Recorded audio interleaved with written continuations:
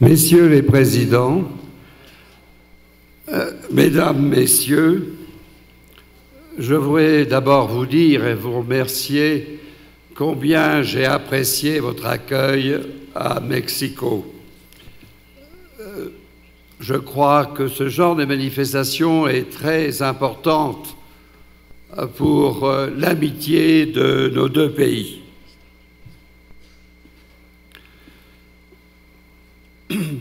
Voici une feuille d'anesthésie et un compte-rendu opératoire d'un enfant de 3 ans qui est né sans voie biliaire. Et après 3 ans d'évolution, il présente une évolution, une défaillance hépatique terminale qui est progressivement mortelle. Le 1er mars 1963, après une longue expérimentation, il est décidé de tenter l'intervention de la dernière chance. Le foie natif est enlevé et un foie de donneur cadavérique est mis en place, comme vous pouvez le voir sur la 2e page du compte-rendu opératoire. Vous pouvez constater qu'après les anastomoses vasculaires, le foie se recolore normalement. Et la situation est stable pendant 15 à 20 minutes. Puis brutalement arrive un orage vasculaire hémorragique avec un saignement diffus et un prélèvement est alors fait. Il s'agit d'une fibrinolyse avec des taux très bas de fibrinogène dans le sang. L'opérateur fait une hémostase pas à pas. Il utilise tous les procédés chirurgicaux et malheureusement, le malade décède à 18h30. Et vous voyez ici la signature de l'opérateur, Thomas Starzl, MD. C'était en effet la première greffe hépatique réalisée au monde. Bien entendu, je vous présente ces documents avec l'autorisation écrite de Thomas Starzl et je remercie de m'avoir permis de montrer cette pièce unique. En effet, les débuts de la transplantation hépatique ont été très durs et il y a eu beaucoup d'échecs. Et en 1972, j'ai eu l'occasion de rapporter l'expérience de l'Université du Colorado.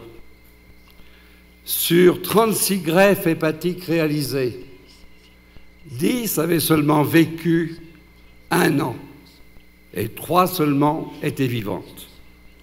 L'une des raisons principales de ces échecs était le fait que, comme il s'agissait d'une technique, on peut dire expérimentale, on choisissait les malades les plus difficiles, et notamment les plus gros cancers. Et ces cancers récidivaient très vite dans le foie greffé, comme vous pouvez le constater, avec même des métastases hépatiques et pulmonaires. Dans ces conditions, le cancer paraissait une indication toute relative. Et pendant longtemps, cette indication a été peu pratiquée. Ce qui a relancé la transplantation hépatique, c'est l'arrivée de la cyclosporine en 1980 et surtout sa commercialisation à partir de 1985. Et vous pouvez constater qu'à partir de 1985, il y a eu un développement exponentiel de la transplantation hépatique en Europe et actuellement, il y a eu 100 000 transplantations hépatiques de réalisées en Europe. Avec mon ami Jacques Beaulieu, qui s'excuse de n'avoir pu participer à ce forum, nous avons décidé de focaliser cet exposé uniquement sur quelques points. Et bien sûr, d'abord sur le cancer, ensuite sur une nouvelle maladie, le NASH, et puis, enfin, sur le VIH, et puis le futur. Le cancer.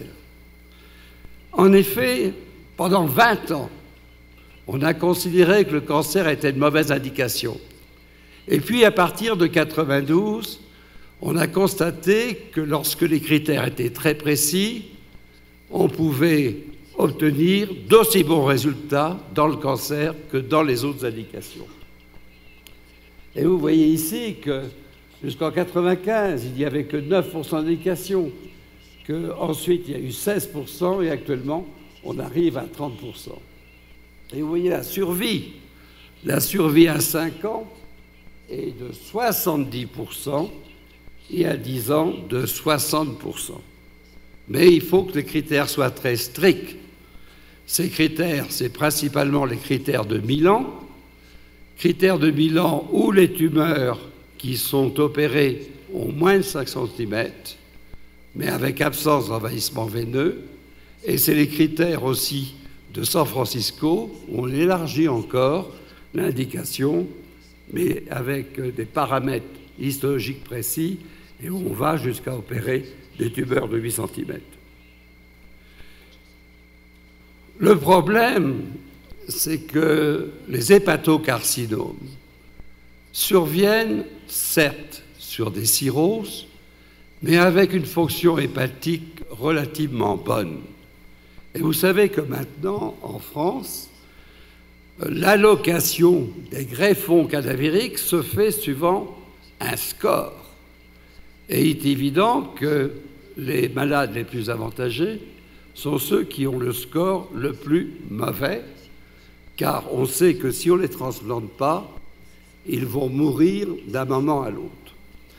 Or, pour les cancers, la fonction hépatique étant bonne, ce sont des malades qui attendent, bien qu'on ait amélioré le scoring système en leur donnant des points supplémentaires. Alors que faire quand on attend la possibilité de faire une greffe? Eh bien, on ne peut rien faire, ou bien on fait un traitement néoadjuvant. Et puis, la troisième option, c'est de faire une résection hépatique. Et là, il y a deux options, deux discussions.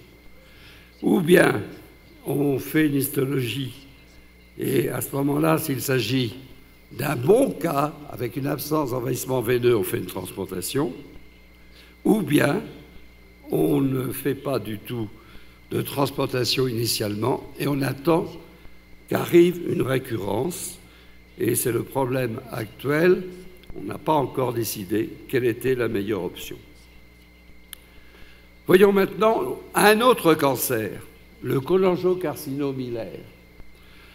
Ce cancer était déjà transplanté, mais quand il était transplanté, on avait une survie seulement de 30% à 5 ans, ce qui était préjudiciable pour les bons cas, pour les malades qui avaient des hépatites, qui, eux, avaient une chance de survie de 70%. Alors, la Mayo Clinic a inventé un protocole que vous voyez ici, avec une radiothérapie séquentielle, avec une sélection très stricte des malades, et en suivant le protocole de la Mayo Clinic, on a des résultats absolument identiques à ceux des autres transplantations pour cancer. Le problème des métastases. Il y a eu un travail prospectif qui a été fait en France avec les chirurgiens français, mené par un chirurgien marseillais Le Treut, où nous avons participé, et qui a montré que les indications à choisir pour la transplantation en matière de métastases, c'était les métastases de tumeurs endocrines, notamment les carcinoïdes, après avoir retiré le cancer initial. Voyons maintenant le problème de l'HIV. Au départ, ça peut paraître un peu utopique de faire une transplantation chez un malade atteint du sida, atteint d'un HIV. Mais en réalité, avec la trithérapie, ces malades vont bien. Et ils meurent de quoi? Ils meurent de leur foie. Ils meurent de leur hépatite B ou C.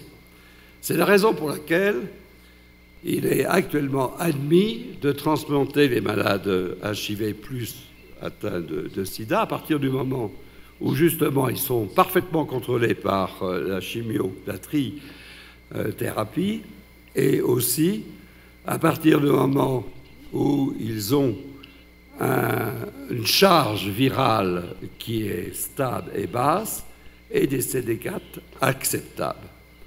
Les résultats de ces transplantations chez le malade HIV+ est tout à fait comparable aux résultats des autres indications, avec exactement les mêmes résultats.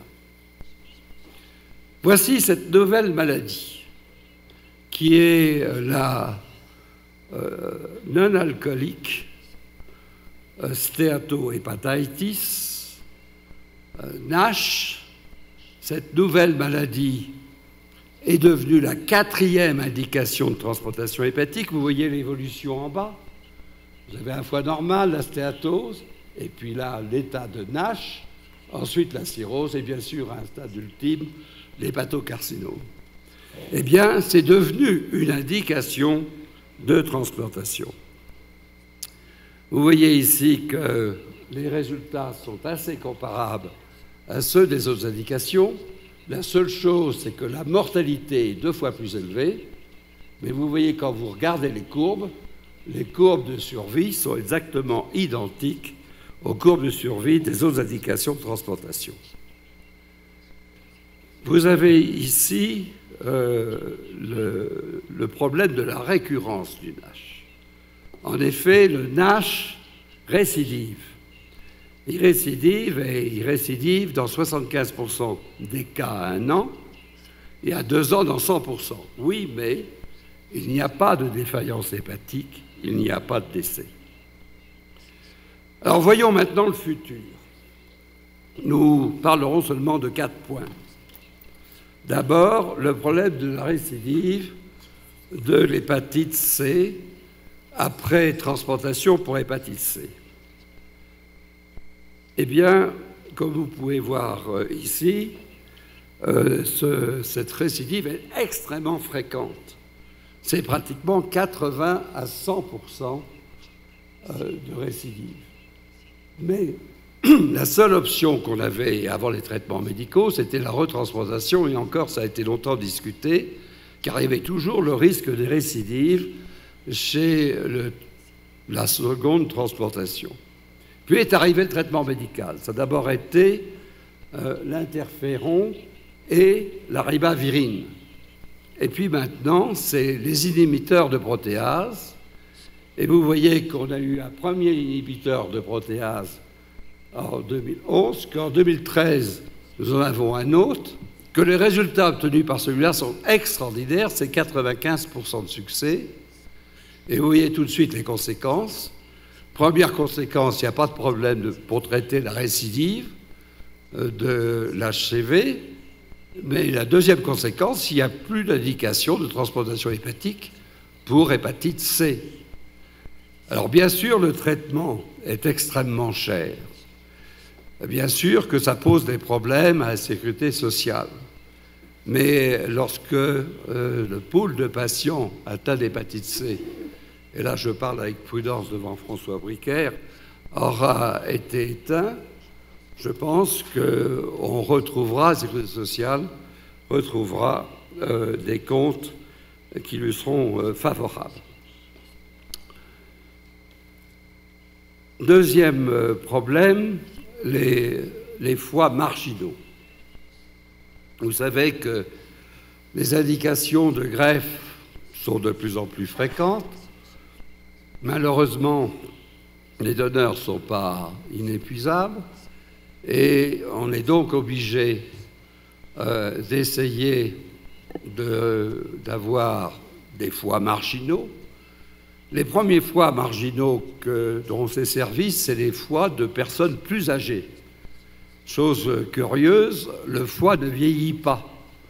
Donc il est possible d'utiliser des foies de personnes âgées et on a dépassé certains âges avec succès. Et puis la deuxième chose, c'est d'utiliser des foies pathologiques, et notamment des foies stéatosiques. Vous voyez que lorsqu'ils sont microvésiculaires, ils sont facilement acceptés. Mais lorsqu'ils sont macrovésiculaires, il y a un risque énorme de primary non-function, de défaillance hépatique post-opératoire. Et là, il est utile de faire une biopsie hépatique pour être sûr qu'on ne dépasse pas 30% de macrovésicules. Alors bien sûr, il y a beaucoup de travaux sur ces foies marginaux. Il y a beaucoup de choses qui sont en cours.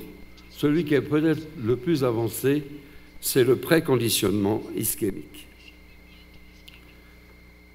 En ce qui concerne maintenant une autre possibilité, c'est les malades qui sont les donneurs qui ne sont pas à cœur battant, c'est-à-dire les donneurs qui font un arrêt cardiaque. Alors, il y avait une classification qui avait été établie à Maastricht, et dans cette classification, il y avait deux types de malades qui pouvaient être utilisés. C'est les classifications 3 et 4, et là, il est donc nécessaire de faire un effort pour utiliser ces classifications 3 et 4 afin d'accroître le pool de donneurs.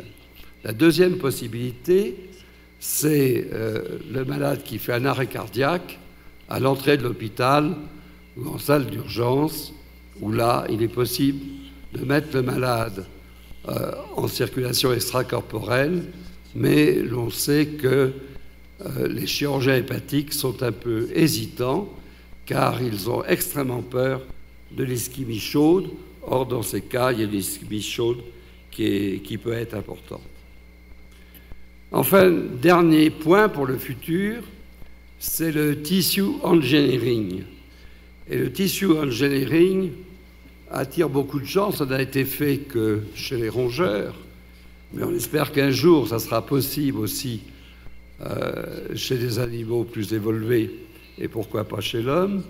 Dans un premier cas, on préserve la structure de soutien en gardant l'arbre vasculaire.